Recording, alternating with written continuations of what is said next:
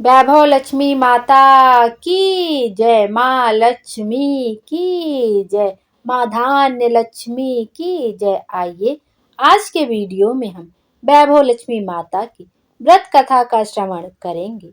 एक बड़ा शहर था। इस शहर में लाखों लोग रहते थे।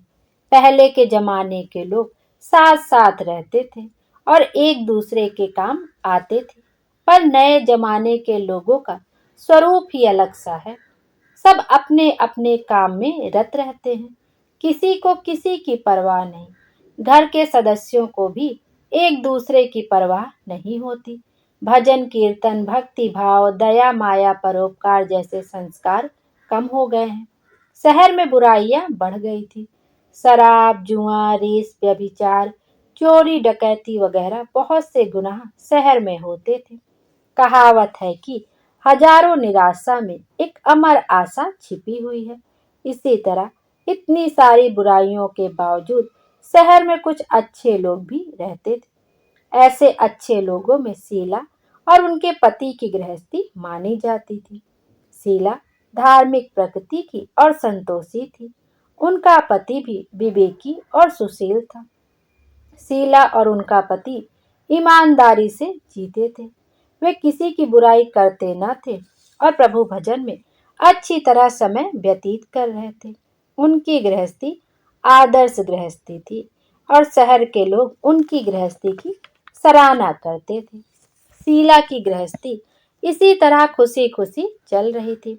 पर कहा जाता है कि कर्म की गति अकल है। विधाता के लिखे लेख को कोई नहीं समझ सकता है। इंसान का नसीब पल भर में राजा को रंक बना देता है और रंक को राजा। शीला के पति के अगले जन्म के कर्म भोगने को बाकी रह गए होंगे कि वह बुरे लोगों से दोस्ती कर बैठा। वह जल्द से जल्द करोड़पति होने के ख्वाब देखने लगा। इसलिए वह गलत रास्ते पर चढ़ गया और करोड़पति के बजाय रोडपति बन गया। यानी रास्ते पर भटकते भिखारी जैसी उसकी हालत हो गई थी। शहर में शराब, जुआ, रेस, चरस, गांजा वगैरह बदियां फैली हुई थी। उसमें शीला का पति भी फंस गया। दोस्तों के साथ उसे भी शराब की आदत हो गई। जल्द से जल्द पैसा वाला बनने की लालच में दोस्तों के साथ रेस जुआ भी खेलने लगा। इस तरह बचाई हुई धनराशि, पत्नी के गहने, सब कुछ रेस जुए में गंवा दिया था। इसी तरह एक वक्त ऐसा भी था कि वह सुशील पत्नी शीला के साथ मजे में रहता था और प्रभु भजन में सुख शांति से वक्त व्यतीत करता था। उसके बजाय घर में दरिद्रता और भुखमरी फैल गई। सुख से खाने के बजाय दो वक्त भोजन के लाले पड़ गए और शीला को पति की गालियां खाने का वक्त आया था। शीला सुशील और संस्कारी स्त्री थी। उसको पति के बर्ताव से बहुत दुख हुआ, किंतु वह भगवान पर भरोसा करके बड़ा दिल रखकर दुख सहने लगी। कहा जाता है कि सुख के पीछे दुख और दुख के पीछे सुख आता ही है, इसलिए दुख के बाद सुख आएगा ही। ऐसी श्रद्धा के साथ शीला प्रभु भक्ति में लीन रहने लगी।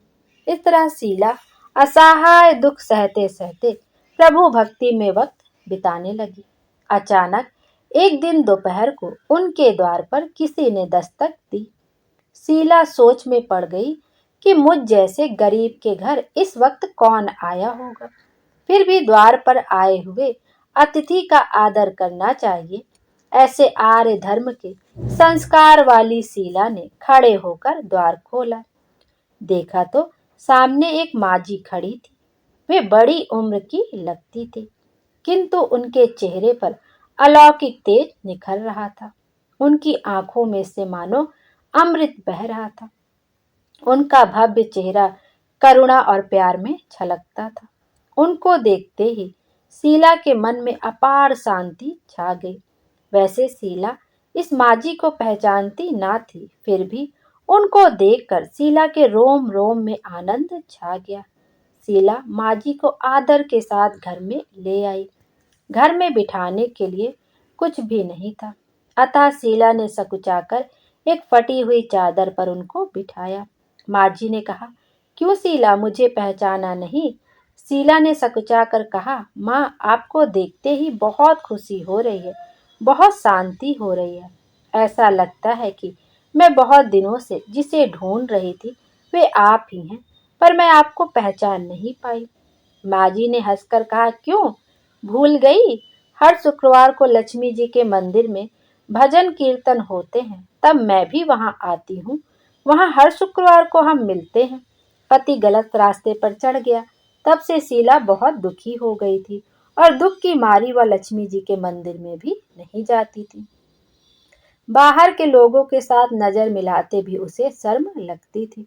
उसने याददाश्त पर जोर दिया, पर या माँ जी याद नहीं आ रहे थे। तभी माँ जी ने कहा, तू लक्ष्मी जी के मंदिर में कितने मधुर भजन गाती थी, अभी अभी तू दिखाई नहीं देती, इसलिए मुझे हुआ कि तू क्यों नहीं आती है, कहीं बीमार तो नहीं हो गई है। ऐसा सोचकर मैं तुझसे मिलने चली आई हूँ। माँ जी के अति प्रेम भरे शब्दों से शीला का हृदय पिघल गया। उसकी आंखों में आंसू आ गए। माँ जी के सामने वह बिलख बिलख कर रोने लगी। यह देख माँ जी शीला के नजदीक सरके और उसकी सिसकती पीठ पर प्यार भरा हाथ फेरकर सांत्वना देने लगे। माँ जी ने कहा, बेटी, सुख और दुख तो धूप और छांव जैसे होते हैं। सुख के पीछे दुख आता है, दुख के पीछे सुख भी आता है। धैर्य रखो बेटी। और तुझे क्या परेशानी है? तेरे दुख की बात मुझे सुना, तेरा मन भी हल्का हो जाएगा और तेरे दुख का कोई उपाय भी मिल जाएगा। माँ जी की बात सुनकर शीला के मन को बहुत शांति मिली। उसने माँ जी को कहा, माँ, मेरी गृहस्थी में भरपूर सुख और खुशियाँ थी। मेरे पति भी सुशील थे। भगवान की कृपा से पैसे की बात में भी हमें संतोष था। हम शांति से गृहस्थी चलाते, ईश्वर भक्ति में अपना वक्त व्यतीत करते थे। यकायक हमारा भाग्य हमसे रूठ गया। मेरे पति को बुरी दोस्ती हो गई। बुरी दोस्ती की वजह से वे शराब, जुआ, रेस, चरस, गांजा वगैरह खराब आदतों के शिकार हो गए और उन्होंने सब कुछ गंवा दिया और हम रास्ते के भिखारी जैसे बन गए। यह सुनकर माँ जी ने कहा, सुख के पीछे दुख और दुख के पीछे सुख आता ही रहता है। ऐसा भी कहा जाता है कि कर्म की गति न्यारी होती है। हर इंसान को अपने कर्म भुगतने ही पड़ते हैं। इसलिए तू चिंता मत कर, अब तू कर्म भुगत चुकी है। अब तुम्हारे सुख के दिन अवश्य आएंगे। तू तो माँ लक्ष्मी जी की भक्त है। माँ लक्ष्मी जी तो प्रेम और करुणा के अवतार हैं। वे अपने भक्तों पर हमेशा ममता रखती हैं।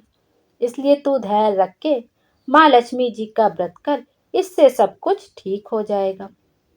माँ लक्ष्मी जी का व्रत करने की बात सुनकर शीला के चेहरे पर चमक आ गई। उसने पूछा, माँ, लक्ष्मी जी का व्रत कैसे किया जाता है, वह मुझे समझाइए। मैं यह व्रत अवश्य करूंगी। माँ जी ने कहा, बेटी, माँ लक्ष्मी जी का व्रत बहुत सरल है। उसे वरद लक्ष्मी व्रत या वैभव लक्ष्मी व्रत कहा जाता है।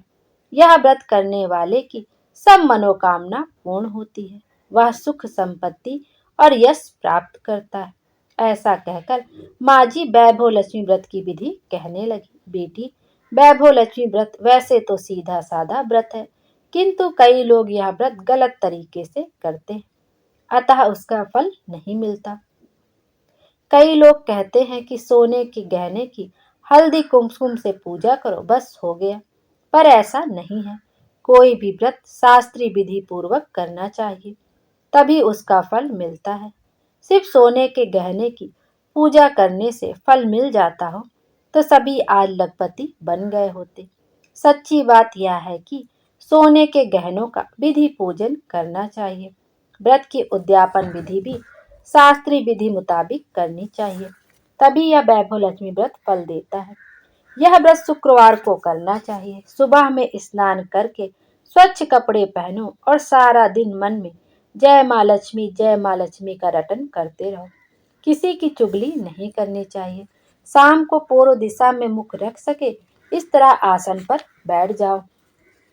सामने पाटा रखकर उसके ऊपर रुमाल रखो। रुमाल पर चावल का छोटा सा ढेर करो। उस ढेर पर पानी से भरा तांबे का कलश रखकर कलश पर एक कटोरी रख दो। उस कटोरी में एक सोने का गहना रखो। सोने का ना हो तो चांदी का भी चलेगा। चांदी का ना हो तो नगद रुपया भी चलेगा। बाद में घी का दीपक जलाकर धूप बत्ती सुलगाकर रखो। माँ लक्ष्मी जी के बहुत स्वरूप हैं और माँ लक्ष्मी जी को श्री यंत्र अति प्रिय है। अतः वैभव लक्ष्मी में पूजन विधि करते वक्त सर्वप्रथम श्री यंत्र और लक्ष्मी जी के विभिन्न स्वरूपों का सच्चे दिल से दर्शन करो। उसके बाद लक्ष्मी स्तवन का पाठ करो। बाद में कटोरी में रखे हुए गहने या रुपए को हल्दी कुमकुम और चावल चढ़ाकर पूजा करो और लाल रंग का फूल चढ़ाओ। शाम को कोई मीठी चीज बनाकर उसका प्रसाद रखो। ना हो सके तो शक्कर या गुड़ भी चल सकता है। फिर आरती करके 11 बार सच्चे हृदय से जय माँ लक्ष्मी बोलो। बाद में 11 या 21 शुक्रवार यह व्रत करने का दृढ़ संकल्प माँ के सामने करो और आपकी जो मनोकामना हो वह पूरी करने को माँ लक्ष्मी जी को विनती करो। फिर माँ का प्रसाद बांट दो और थोड़ा प्रसाद अपने लिए रखो। अगर आप में शक्ति हो तो सारा दिन उपवास रखो और सिर्फ प्रसाद ग्रहण करते समय खाना खा लो। अगर थोड़ी शक्ति भी ना हो तो 2 बार भोजन कर सकते हो। बाद में कटोरी में रखा गहना या रुपया ले लो। कलश का पानी तुलसी क्यारे में डाल दो और चावल पक्षियों को डाल दो। इसी तरह शास्त्रीय विधि अनुसार व्रत करने से उसका फल अवश्य मिलता है। इस व्रत के प्रभाव से सब प्रकार की विपत्ति दूर होकर आदमी माला माल हो जाता है। संतान ना हो उसे संतान प्राप्ति होती है। सौभाग्यशाली स्त्री का सौभाग्य अखंड रहता है। कुंवारी लड़की को मन भावन पति मिलता है। शीला यह सुनकर आनंदित हो गई। फिर पूछा, माँ आपने वैभव लक्ष्मी व्रत की जो शास्त्रीय विधि बताई है वैसे मैं अवश्य करूंगी, किंतु इसकी उद्यापन विधि किस तरह करनी चाहिए यह भी कृपा करके सुनाइए। माँ जी ने कहा, 11 या 21 जो मन्नत मानी हो उतने शुक्रवार या वैभव लक्ष्मी व्रत पूरी श्रद्धा और भावना से करना चाहिए। व्रत के आखिरी शुक्रवार को जो शास्त्रीय विधि अनुसार उद्यापन विधि करनी चाहिए वह मैं तुझे बताती हूँ। आखिरी शुक्रवार को खीर या नैवेद्य रखो। पूजन विधि हर शुक्रवार को करते हैं वैसे ही करनी चाहिए। पूजन विधि के बाद श्रीफल फोड़ो और कम से कम 7 कुंवारी या सौभाग्यशाली स्त्रियों को कुमकुम का तिलक करके वैभव लक्ष्मी व्रत की एक एक पुस्तक उपहार में देनी चाहिए और सबको खीर का प्रसाद देना चाहिए। फिर धन लक्ष्मी स्वरूप, वैभव लक्ष्मी स्वरूप माँ लक्ष्मी जी की छवि को प्रणाम करें। माँ लक्ष्मी जी का यह स्वरूप वैभव देने वाला है। प्रणाम करके मन ही मन भावुकता से माँ की प्रार्थना करते वक्त कहें, हे माँ धन लक्ष्मी, हे माँ वैभव लक्ष्मी, मैंने सच्चे हृदय से आपका वैभव लक्ष्मी व्रत पूर्ण किया है, तो हे माँ हमारी जो मनोकामना है वह बोलो को मनोकामना पूर्ण करो। हमारा सबका कल्याण करो। जिसे संतान न हो उसे संतान देना। सौभाग्यशाली स्त्री का सौभाग्य अखंड रखना। कुंवारी लड़की को मन भावन पति देना। आपका यह चमत्कारी वैभव लक्ष्मी व्रत जो करे उन सब की विपत्ति दूर करना, सबको सुखी करना। हे माँ आपकी महिमा अपरंपार है। इस तरह माँ की प्रार्थना करके माँ लक्ष्मी जी का धन लक्ष्मी स्वरूप का भाव से वंदन करो। माँ जी के पास से वैभव लक्ष्मी व्रत की शास्त्रीय विधि सुनकर शीला भाव विभोर हो उठी। उसे लगा मानो सुख का रास्ता मिल गया है। उसने आंखें बंद करके मन ही मन उसी क्षण संकल्प लिया कि हे वैभव लक्ष्मी माँ, मैं भी माँ जी के कहे मुताबिक श्रद्धा से शास्त्रीय विधि अनुसार वैभव लक्ष्मी व्रत 21 शुक्रवार तक करूंगी और व्रत की शास्त्रीय विधि अनुसार उद्यापन विधि करूंगी। शीला ने संकल्प करके आंखें खोली तो सामने कोई न था। वह विस्मित हो गई कि माँ जी कहाँ गई। यह माँ जी दूसरा कोई न था, साक्षात लक्ष्मी जी ही थी। शीला लक्ष्मी जी की भक्त थी, इसलिए अपने भक्त को रास्ता दिखाने के लिए माँ लक्ष्मी देवी माँ जी का स्वरूप धारण करके शीला के पास आई थी। दूसरे दिन शुक्रवार था। सवेरे स्नान करके स्वच्छ कपड़े पहनकर शीला मन ही मन श्रद्धा से और पूरे भाव से जय माँ लक्ष्मी का रटन करने लगी। सारा दिन किसी की चुगली नहीं की। शाम हुई तब हाथ पांव मुंह धोकर शीला पूर्व दिशा में मुंह करके बैठी। घर में पहले सोने के बहुत से गहने थे, पर पति देव ने गलत रास्ते पर चढ़कर सब गहने गिरवी रख दिए थे। पर नाक की चुन्नी बच गई थी। नाक की चुन्नी निकालकर उसे धोकर शीला ने कटोरी में रख दी। सामने पाटे पर रुमाल रखकर मुट्ठी भर चावल का ढेर किया। उस पर तांबे का कलश पानी भरकर रखा। उसके ऊपर चुन्नी वाली कटोरी रखी। फिर माँ जी ने कहा था, वह शास्त्रीय विधि अनुसार बंदन स्तवन पूजा वगैरह किया और घर में थोड़ी शक्कर थी, वह प्रसाद में रखकर वैभव लक्ष्मी व्रत किया। यह प्रसाद पहले पति को खिलाया। प्रसाद खाते ही पति के स्वभाव में फर्क पड़ गया। उस दिन उसने शीला को मारा नहीं, सताया भी नहीं। शीला को बहुत आनंद हुआ। उसके मन में वैभव लक्ष्मी व्रत के लिए श्रद्धा और भी बढ़ गई। शीला ने पूर्ण श्रद्धा भक्ति से 21 शुक्रवार तक वैभव लक्ष्मी व्रत किया। 21वें शुक्रवार को माँ जी के कहे मुताबिक उद्यापन विधि करके 7 स्त्रियों को वैभव लक्ष्मी व्रत की 7 पुस्तकें उपहार में दी। फिर माताजी के धन लक्ष्मी स्वरूप की छवि को वंदन करके भाव से मनहीनपन प्रार्थना करने लगी। हे माँ धन लक्ष्मी, मैंने आपका वैभव लक्ष्मी व्रत करने की मन्नत मानी थी, वह व्रत आज पूर्ण किया। हे माँ, मेरी हर विपत्ति दूर करो, हमारा सबका कल्याण करो। जिसे संतान ना हो उसे संतान देना, सौभाग्यवती स्त्री का सौभाग्य अखंड रखना, कुंवारी लड़की को मन भावन पति देना। आपका यह चमत्कारी वैभव लक्ष्मी व्रत जो करे उनकी सब विपत्ति दूर करना, सबको सुखी करना। हे माँ, आपकी महिमा अपार है। ऐसा बोलकर लक्ष्मी जी के धन लक्ष्मी स्वरूप की छवि को प्रणाम किया। इस तरह शास्त्रीय विधि पूर्वक शीला ने श्रद्धा से व्रत किया और तुरंत ही उसे फल मिला। उसका पति गलत रास्ते पर चला गया था, वह अच्छा आदमी हो गया और कड़ी मेहनत करके व्यवसाय करने लगा। माँ लक्ष्मी जी के वैभव लक्ष्मी व्रत के प्रभाव से उसको ज्यादा मुनाफा होने लगा। उसने तुरंत शीला के गिरवी रखे गहने छुड़ा लिए। घर में धन की बाढ़ सी आ गई। घर में पहले जैसे सुख शांति छा गई। वैभव लक्ष्मी व्रत का प्रभाव देखकर मोहल्ले की दूसरी स्त्रियां भी शास्त्रीय विधि पूर्वक वैभव लक्ष्मी व्रत करने लगी। हे माँ धन लक्ष्मी, आप जैसे शीला पर प्रसन्न हुई, उसी तरह आपके व्रत करने वाले सब पर प्रसन्न होना, सबको सुख शांति देना। जय धन लक्ष्मी माँ, जय वैभव लक्ष्मी माँ। आइए अब वैभव लक्ष्मी माँ के चमत्कार की यह कहानी सुनते हैं। नवसारी से एक बहन का पुत्र था। हम बहुत गरीब थे। 2 छोटे बच्चे थे। बड़ी लड़की जो पोस्ट में नौकरी करती थी, उसकी तनख्वाह से खर्च चलता था। लड़की 25 वर्ष की हो गई थी, इसलिए उसकी शादी की फिक्र थी। संयोग से एक अच्छा लड़का मिला और रिश्ता पक्का कर दिया। लेकिन एक बाधा आ गई। लड़के वालों ने 100 ग्राम सोने की मांग की, जिसका हमारे पास कोई इंतजाम नहीं था। एक दिन शाम को एक मोटरसाइकिल सवार हमारे घर के आगे से निकल रहा था। उसकी जेब में से वैभव लक्ष्मी माता की किताब निकलकर मेरे कदमों में आ गिरी।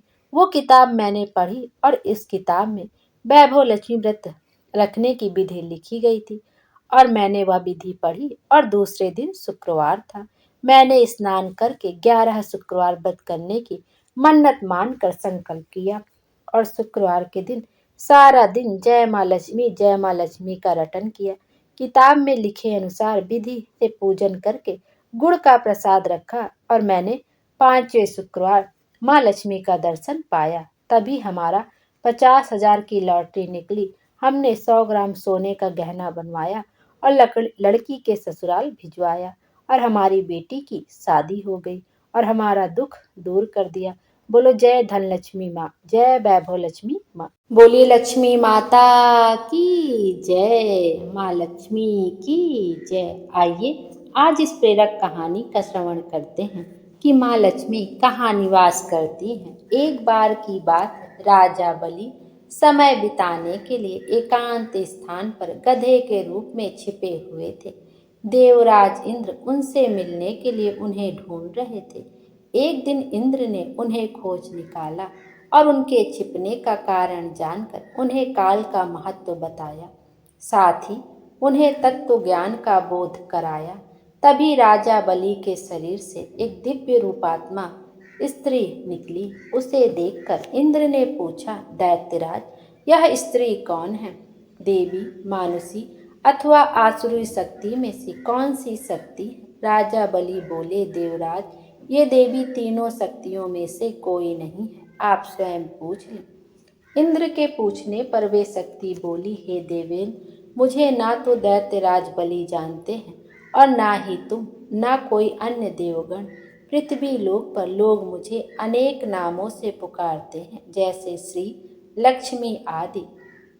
इंद्र बोले, हे देवी, आप इतने समय से राजा बलि के पास हैं, लेकिन ऐसा क्या कारण है कि आप इन्हें छोड़कर मेरी ओर आ रही हैं?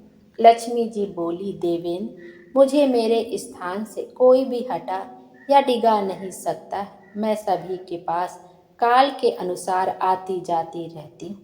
जैसा काल का प्रभाव होता है, मैं उतने ही समय तक उसके पास रहती हूँ। अर्थात मैं समय अनुसार एक को छोड़कर दूसरे के पास निवास करती हूँ। इंद्र बोले, देवी, आप असुरों के यहाँ निवास क्यों नहीं करते? लक्ष्मी जी बोली, देवेंद्र, मेरा निवास वहीं होता है जहाँ सत्य हो, धर्म के अनुसार कार्य होते हों, व्रत और दान देने के लिए कार्य होते हों, लेकिन असुर भ्रष्ट हो रहे हैं। ये पहले इंद्रियों को वश में कर सकते थे, सत्यवादी थे, ब्राह्मणों की रक्षा करते थे, पर अब इनके ये गुण नष्ट होते जा रहे हैं। ये तप उपवास नहीं करते हैं, यज्ञ हवन दान आदि से इनका कोई संबंध शेष नहीं है। पहले ये रोगी, स्त्रियों, वृद्धों, दुर्बलों की रक्षा करते थे, गुरुजन का आदर करते थे, लोगों को क्षमा दान देते थे, लेकिन अब अहंकार, मोह, लोभ, क्रोध, आलस्य, अविवेक, काम आदि ने इनके शरीर में जगह बना ली है। ये लोग तो पशु तो पाल लेते हैं, लेकिन उन्हें चारा नहीं खिलाते, उनका पूरा दूध निकाल लेते हैं और पशुओं के बच्चे भूख से चीत्कारते हुए मर जाते हैं। ये अपने बच्चों को लालन पालन करना भूलते जा रहे हैं। इनमें आपसी भाईचारा समाप्त हो गया है। लूट, खसोट, हत्या, व्यभिचार, कलह, स्त्रियों की पतिव्रता नष्ट करना ही इनका धर्म हो गया है। सूर्योदय के बाद तक सोने के कारण स्नान ध्यान से ये विमुख होते जा रहे हैं, इसलिए मेरा मन इनसे उचट गया है। देवताओं का मन अब धर्म में आसक्त हो रहा है, इसलिए अब मैं इन्हें छोड़कर देवताओं के पास निवास करूंगी। मेरे साथ श्रद्धा, आशा, क्षमा, जया, शांति, स्तुति, धृति और विजति ये आठों देवियां भी निवास करेंगी। देवेंद्र, अब आपको ज्ञात हो गया होगा कि मैंने इन्हें क्यों छोड़ा है, साथ ही आपको इनके अवगुणों का भी ज्ञान हो गया होगा। तब इंद्र ने लक्ष्मी जी को प्रणाम किया और उन्हें आदर सहित स्वर्ग ले गए। बोलिए लक्ष्मी माता की जय।